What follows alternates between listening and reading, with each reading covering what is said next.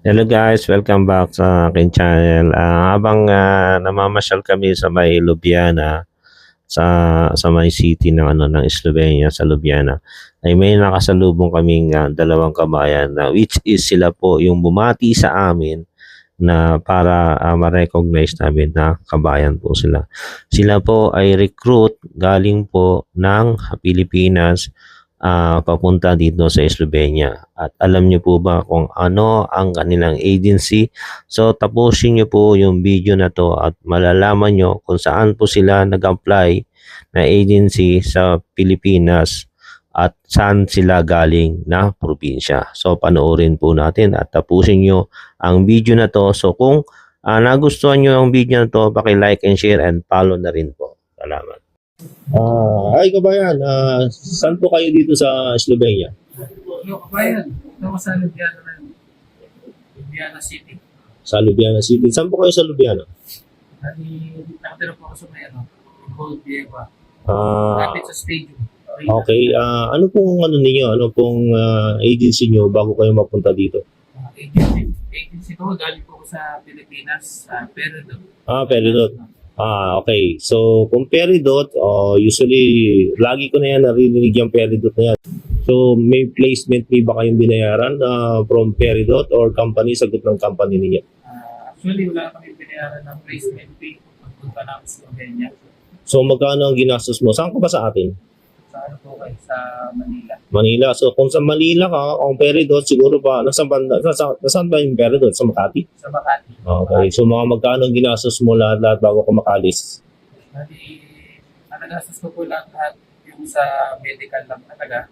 Sa paglakad ng mga requirements like yung mga apostille. Yun lang. Tapos the rest, sinagot ng company, yung plane ticket. Company mo dito sa Slovenia. So, okay. So, mga parang magkano? Abot ng 10 or ganun? 15, 20? Okay. Kayo naman po kabayan. Saan po kayo sa atin? Ako po sa Bicol po ako sa Kamsur. Bicol, Kamsur. Rin nga po pala.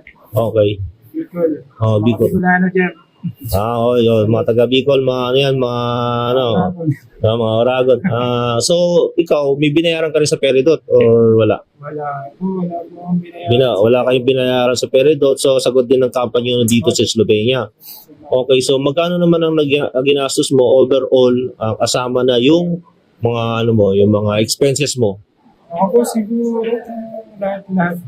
Kasi mga biyahe po ako mula Bicol ng Manila kapag may mga prosesong kailangan pinapatawag ng service.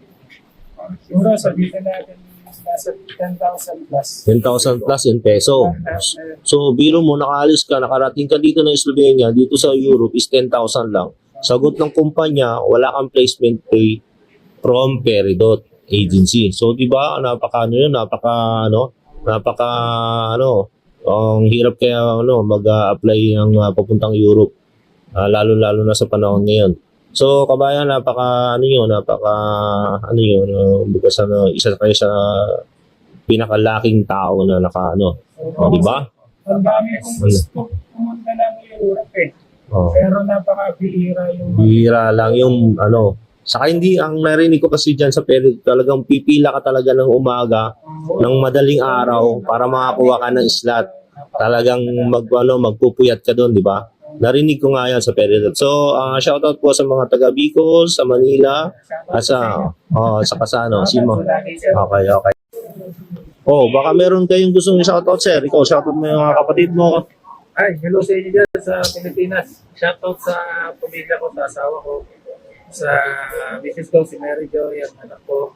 Pamilya Magulang ko. Pamilya Pamilya mga Lindan. Mga Lindan. Marquez. Marquez. Okay ko, sir. Shoutout mo, sir. Shoutout po sa lahat ng taga Bicol. Lalo na po sa pamilya ko na tumulong sa akin. Tapos shoutout din sa dalawang anak ko, sa misis ko. Ano pamilya, sir? Brinyas po, of Corpus. Brinyas. Okay. Sa inyo lahat yan. Okay naman kayo dito. Okay naman kayo sa Slovenia. Oo, okay po kami dito. Sobrang safe dito. Sa Pinas. Nakita po tayo.